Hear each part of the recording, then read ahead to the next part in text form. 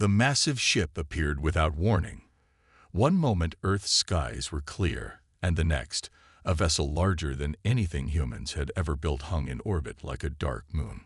Global communications went crazy. News stations interrupted regular broadcasts. Social media exploded with pictures and videos of the strange object.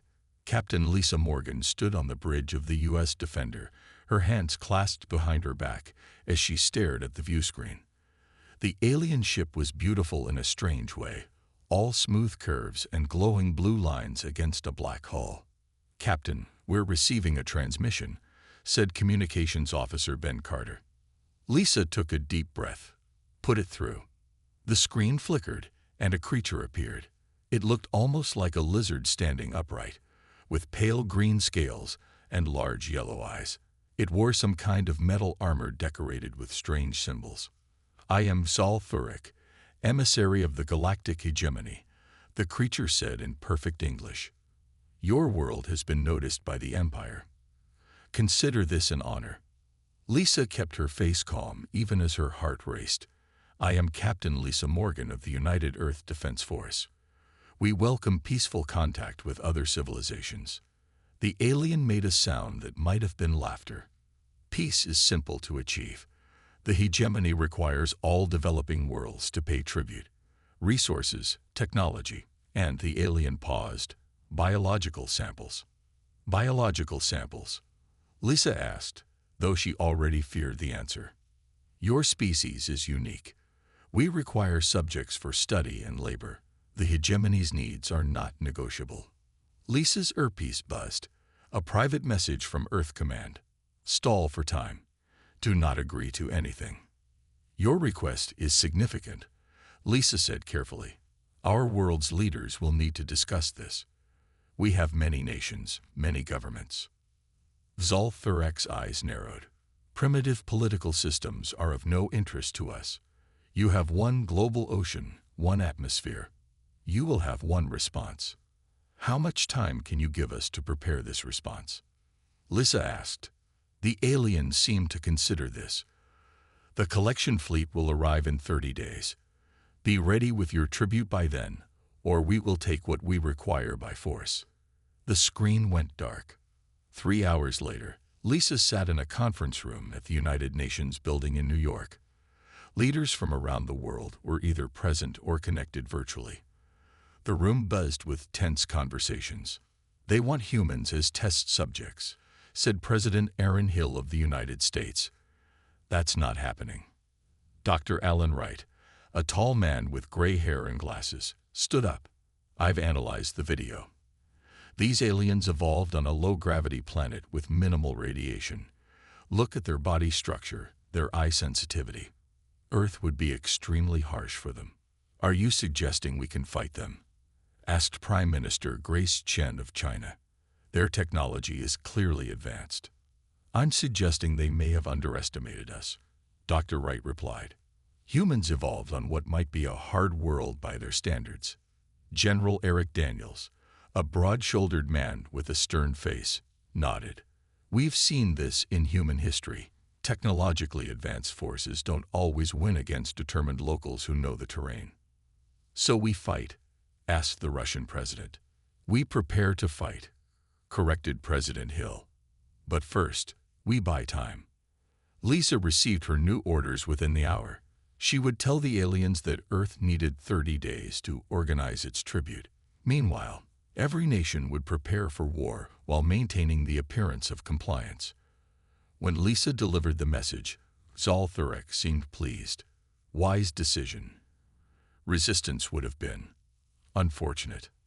As the alien transmission ended, Lisa turned to her crew. "They think we're gathering resources to hand over. They're wrong." "What are we doing, Captain?" asked Ben. Lisa looked at the alien ship on the view screen. "We're getting ready to teach them why you shouldn't threaten Earth." Around the world, military bases went on high alert.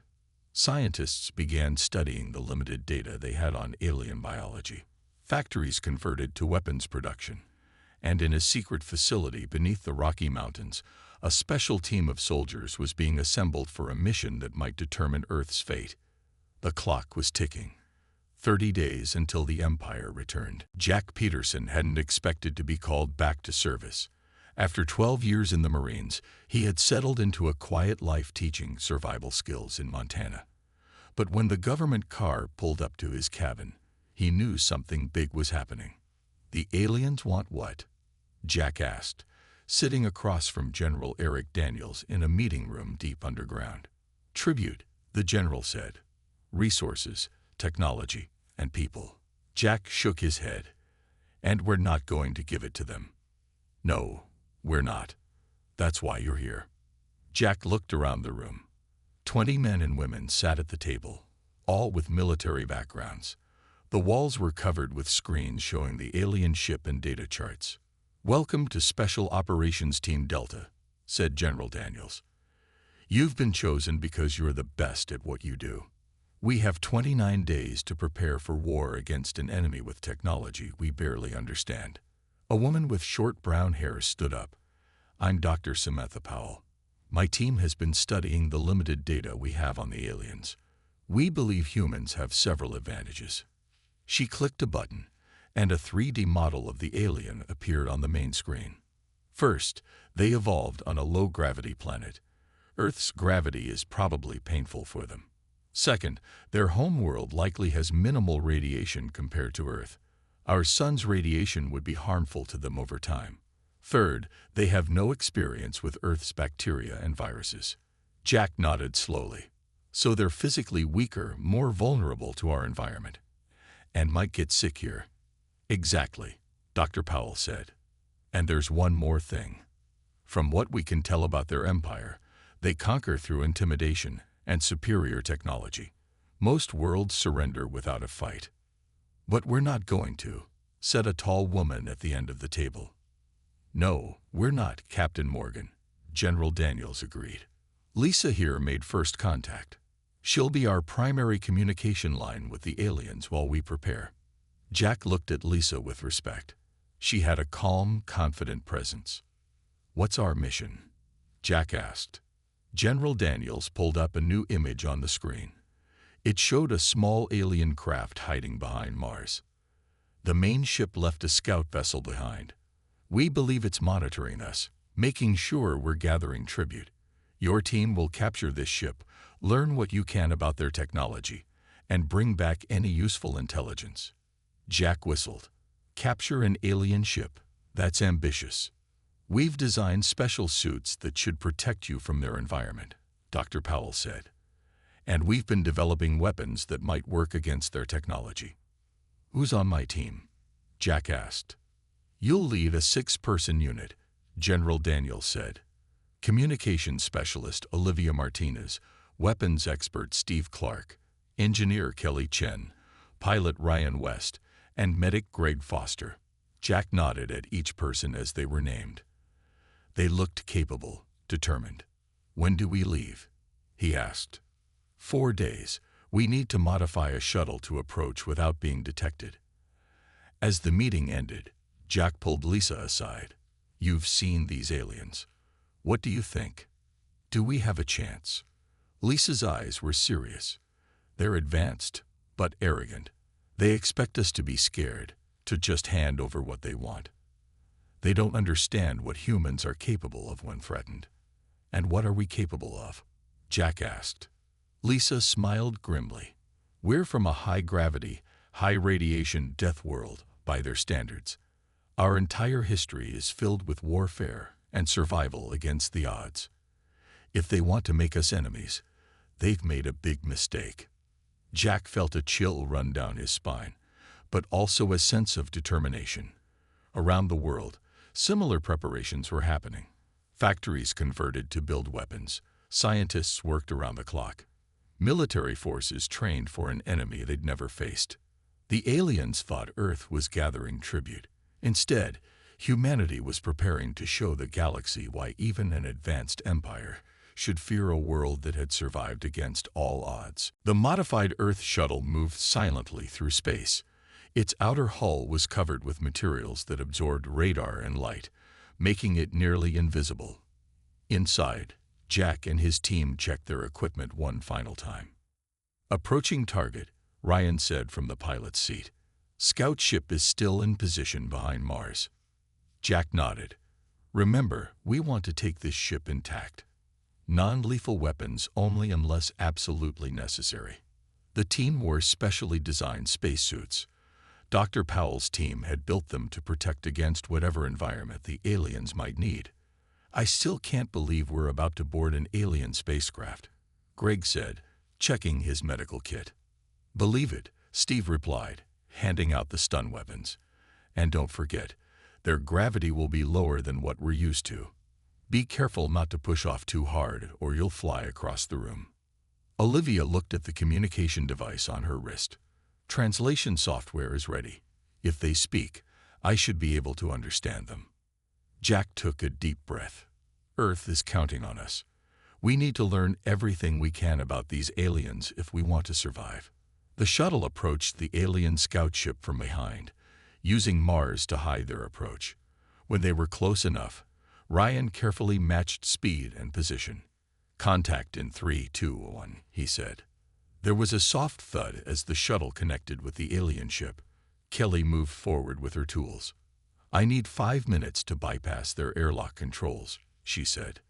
The team waited in tense silence. Finally, Kelly nodded. We're in. Jack went first, pushing gently through the airlock. The alien ship's interior was bathed in dim blue light. The corridors were wider and taller than needed for humans. Air composition is similar to Earth's, but with less oxygen, Greg reported, checking his sensors. Gravity is about 60% of Earth normal. Jack moved carefully, adjusting to the lower gravity. The others followed him. No signs of movement, Steve said. They might not even know we're here. They reached what looked like a control room. Strange symbols glowed on curved screens. Olivia, see what you can learn from their computers, Jack ordered. Kelly, check their engines and weapons.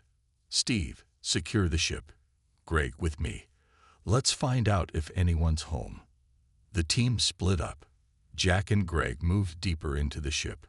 They found sleeping quarters, but no aliens. Looks like a minimal crew, Greg said. Maybe just 1 or 2.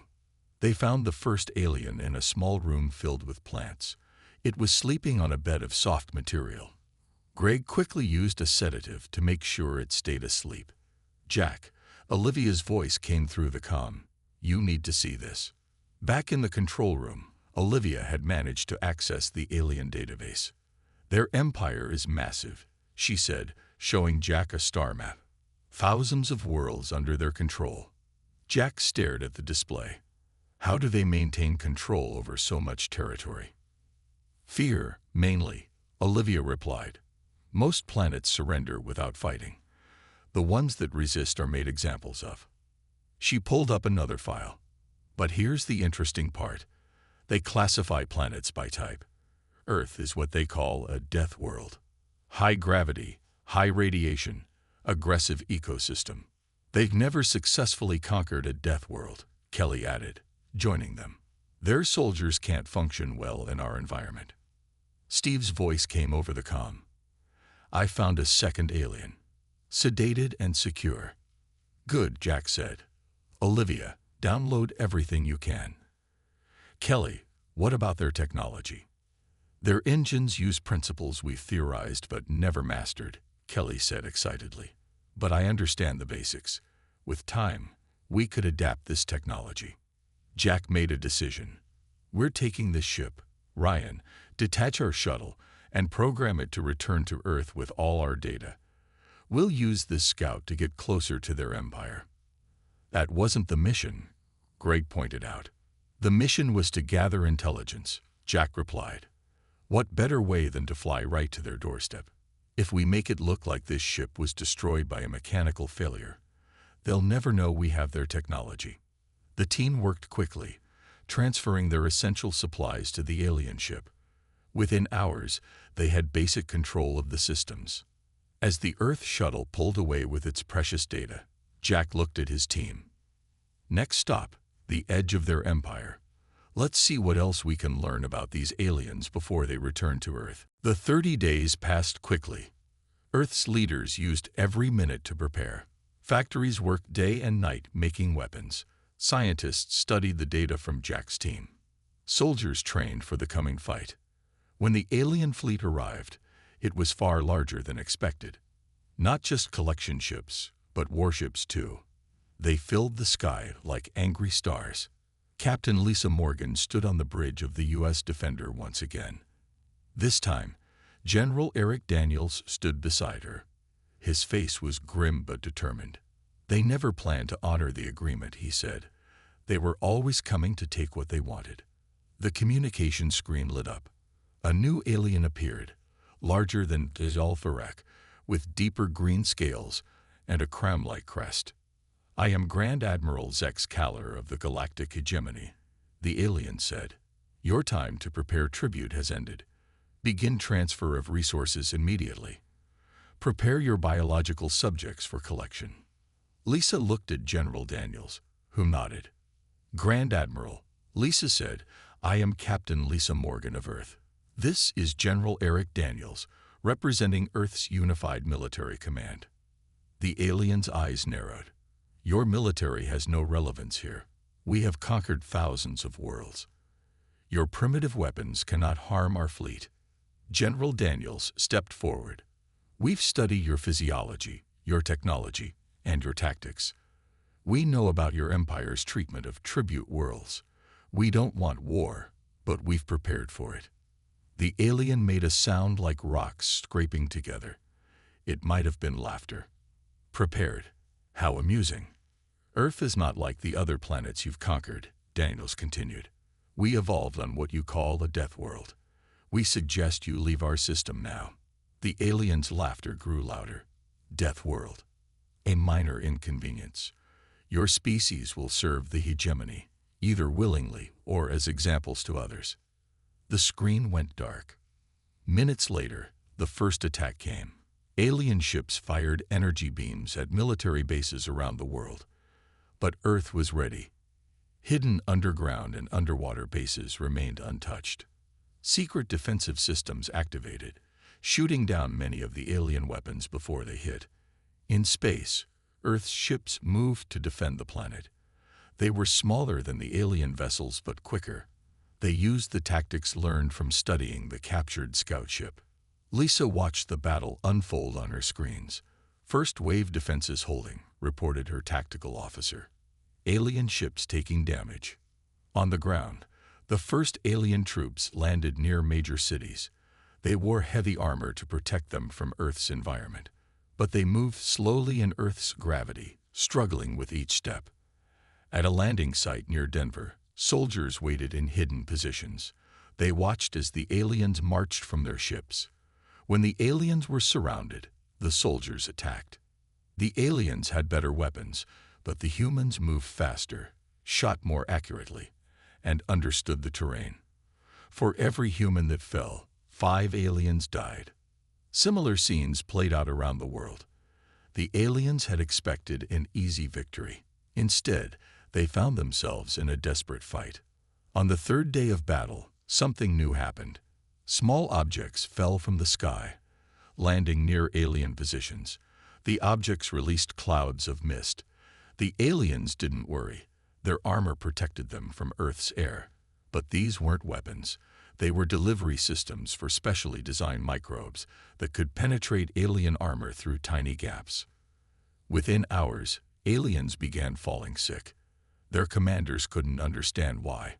Nothing in their experience had prepared them for Earth's microscopic life forms, now modified by human scientists to target alien biology. In space, the battle continued. Lisa's ship took heavy damage but kept fighting. "We can't match them ship for ship," she told her crew. "But we don't need to. We just need to hold until our secret weapon is ready." In his command center, Grand Admiral Zex Kaller received disturbing reports. The humans fought with unexpected skill.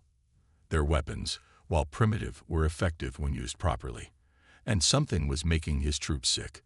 For the first time, the Grand Admiral felt something he hadn't experienced in centuries: doubt. Navy Commander Ryan West sat in the pilot's seat of the stolen alien scout ship. His team had spent weeks learning its systems. Now they were approaching the edge of the solar system, where the hegemony had set up a temporary base. "All systems ready," said Olivia Martinez, checking the communication controls. "They still think we're one of their scouts." The plan was dangerous but necessary. While Earth's forces fought the main battle, Ryan's team would strike at the enemy supply lines. They had learned that the hegemony relied on constant resupply from nearby bases. Approaching their checkpoint, Ryan said, "Everyone ready." The team had modified the scout ship, adding hidden weapons and improving its speed. They had also created a special surprise for the aliens. "Alien control station hailing us," Olivia reported. "Send the codes we found in their database," Ryan ordered. A tense moment passed. Then the alien controller responded, giving them clearance to approach the supply base. "They bought it," Steve whispered. "They think we're returning from a routine patrol." The supply base was massive, a space station built around an asteroid. Dozens of ships moved around it, carrying resources and weapons for the invasion fleet. "Remember the plan," Ryan said as they docked. "We plant the devices, then get out fast." The devices were special bombs designed by Earth scientists. They wouldn't destroy the base, but would disable its systems long enough for Earth ships to attack. Ryan and Steve left the ship first, wearing stolen alien uniforms over their protective suits. They moved through the station, placing small devices at key points. The aliens gave them curious looks but didn't stop them. "They're not used to being questioned," Steve said quietly. "Their empire has been unchallenged for so long, they don't expect sabotage." Back on Earth, the battle continued. The alien sickness spread, forcing them to rotate troops more frequently. Their commanders couldn't understand why their superior technology wasn't winning the war. In her laboratory, Dr. Samantha Powell worked with a team of scientists studying alien biology. They had captured several aliens alive and were learning their weaknesses. "Their immune systems are simple," she told General Daniels. "They've never needed to fight off the kind of diseases we have on Earth." "Can we use that?" Daniels asked. "We already are," Dr. Powell replied. "But I found something else. Their communication system relies on a specific frequency. If we can disrupt it." On the alien supply base, Ryan's team finished planting their devices. They hurried back to their ship, but an alarm suddenly blared. "They've detected the devices," Olivia said. "We need to leave now." Ryan rushed to the pilot's seat, detaching from the station. The alien ships turned toward them. Energy beams shot past their hull. "Activating the devices," Steve said, pressing a button on his wrist. Across the station, the small devices activated. They didn't explode. Instead, they released a specific electromagnetic pulse designed to disrupt alien technology. The station's lights flickered. The ships around it slowed or stopped. Confusion spread among the aliens. "Now for Phase 2, Ryan said. He pressed another button. From the edge of the solar system, a fleet of Earth ships appeared. They had been hiding, waiting for this moment. Led by Captain Lisa Morgan, they attacked the disabled supply base. "Earth ships approaching," Olivia reported. "Operation is a success." On his command ship, Grand Admiral Zex Keller received the news of the attack on the supply base. At the same time, reports came in of humans using chemical weapons against his ground forces. "These are not the actions of a primitive species," he growled. "How are they adapting so quickly to our technology?" His second-in-command spoke hesitantly. "Admiral, our analysts have found something concerning.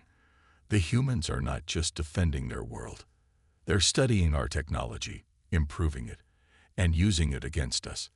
The Grand Admiral stared at the battle reports. His invasion, which should have been a simple collection mission, had turned into a costly war. And worse, intercepted communications showed the humans were already planning strikes against other hegemony worlds.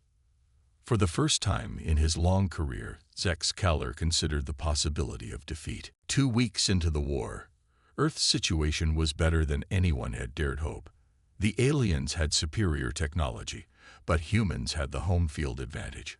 Earth's gravity tired the alien soldiers. Earth's bacteria made them sick. And humans fought with a determination that surprised the invaders. Grand Admiral Zex Kaller sat in his command chamber, looking at the battle reports. The losses were mounting. 3 major supply ships destroyed. Thousands of troops too sick to fight. And now, disturbing reports of humans using modified alien technology against them. "This cannot continue," he said to his officers. "We have lost too many resources for too little gain." His chief advisor spoke carefully. "The Council will not be pleased if we retreat, Admiral." "The Council is not here," Zex Kaller snapped. They did not expect the humans to resist so effectively. He made a decision. Open a communication channel to their leaders. On Earth, General Daniels received the message with surprise. "They want to talk." After all this, Captain Lisa Morgan nodded. "Their supply lines are damaged. Their troops are sick. They didn't expect this level of resistance." "It could be a trap," warned Dr. Powell. "Possibly," Daniels agreed. "But we should hear what they have to say." The communication was set up in a secure location. Grand Admiral Zex Kaller's image appeared on the screen, his scales duller than before. "Humans," he began, "this conflict has become costly for both sides.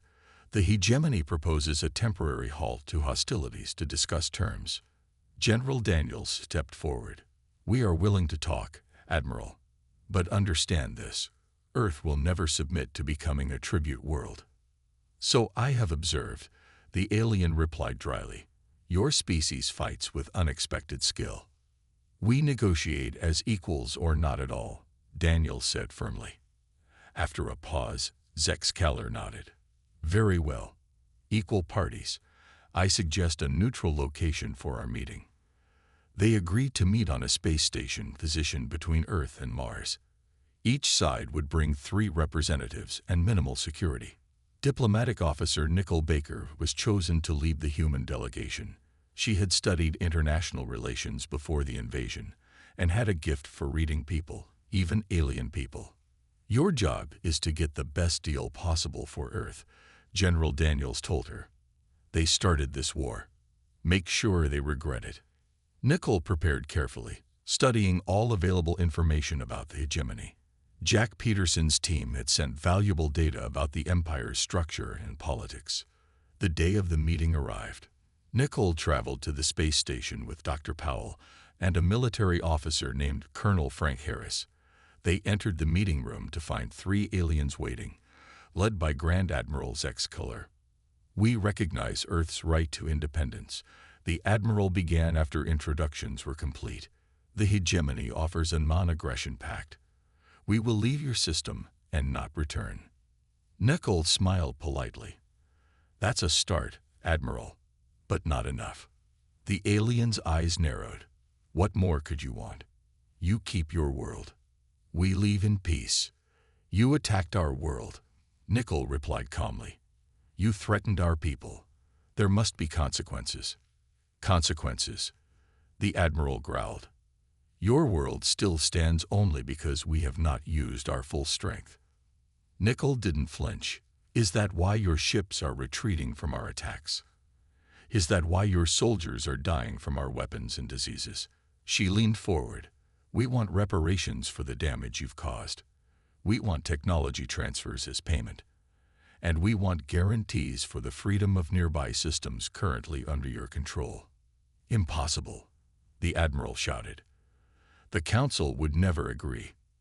Nicole pulled out a data pad and slid it across the table. "These are the coordinates of 5 key hegemony worlds. While we've been fighting here, Earth has sent small, stealthy ships toward these locations." The Admiral stared at the pad, his skin paling. "We don't want your empire," Nicole continued, "but we will not allow the threat of another invasion. Either we establish fair terms, or we'll be forced to demonstrate why species from death worlds make terrible enemies." The room fell silent. The aliens whispered among themselves in their own language. Finally, the Admiral looked up. "The hegemony will consider your terms, he said quietly. 1 year had passed since the invasion. Admiral Lisa Morgan looked out the viewport of the Earth ship Freedom as it approached the massive space station. The Galactic Council headquarters was impressive, a huge structure with ships from hundreds of worlds docked around it. "Nervous?" asked Jack Peterson, who stood beside her in his formal uniform. After his successful mission with the scout ship, he had been promoted to commander. "A little," Lisa admitted. "This is the first time humans have been invited to address the full council. After the peace treaty was signed, Earth had changed rapidly. The technology gained from the hegemony had advanced human science by centuries. New ships, new medicines, new energy sources, all developed using alien knowledge combined with human creativity." "Approaching docking bay," announced the pilot. Inside the station, representatives from many worlds watched the humans with interest, some with fear, others with respect. The hegemony's defeat had sent shockwaves through the galaxy. The council chamber was a large circle with raised seats for the representatives. The humans were led to a platform in the center. Lisa, Jack, and Nickel Baker stood together, representing Earth. The council leader, a tall blue-skinned being, raised his hand for silence. "Today we welcome representatives from Earth, a world that has proven its right to be recognized as a sovereign power." The leader continued, "1 year ago, the hegemony attempted to make Earth a tribute world. They failed. The treaty that followed has reshaped our understanding of galactic politics." Lisa stepped forward to speak. "Earth thanks the Council for this recognition. We come in peace, seeking cooperation and mutual understanding." Around the chamber, translators conveyed her words to the various species. Some nodded in agreement. Others looked doubtful. "The hegemony claims you threaten their core worlds," said a reptilian representative. "Is this true?" Lisa met his gaze calmly. "We took necessary steps to defend our independence. We seek no empire of our own, but we will protect ourselves and our allies." Over the past year, many former tribute worlds had declared independence, inspired by Earth's example. The hegemony, weakened by its losses, could not stop them.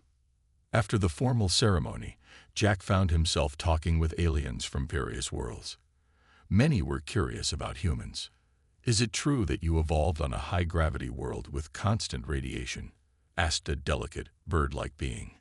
Jack nodded. "What the hegemony calls a death world, we call home. It made us strong, adaptable." "And your history of warfare," added another alien. "Most species united before reaching space. Yours did not. Our divisions made us stronger in the end," Jack explained. "We learned to see problems from different angles, to find creative solutions." On another part of the station, Nickel Baker met with representatives from newly independent worlds. They sought Earth's help in building their defenses. "We don't want to replace the hegemony as the dominant power," Nickel told them. "We want to create something new, a cooperative of equal worlds, each contributing their unique strengths." The idea spread quickly. Within weeks, the first articles for the Interstellar Cooperative were drafted. Unlike the hegemony's empire of fear, this would be an alliance of mutual respect and protection. Back on Earth, Dr. Powell worked with alien scientists, comparing notes on biology and medicine. General Daniels established a new defense doctrine, emphasizing Earth's unique perspective. "We come in peace," the doctrine began, "but we come from a world that taught us how to survive. Remember that before you mistake our diplomacy for weakness." As Lisa's ship returned to Earth, she looked at the stars with new eyes. Humanity had faced its greatest challenge and survived. More than survived, they had changed the galaxy forever. The empire that demanded tribute had learned a hard lesson. Some worlds are not to be threatened. Some species are not to be underestimated. And humans, born on a world of high gravity and constant challenges, would never bow to intimidation. Earth had warned them to run. Next time, perhaps they would listen.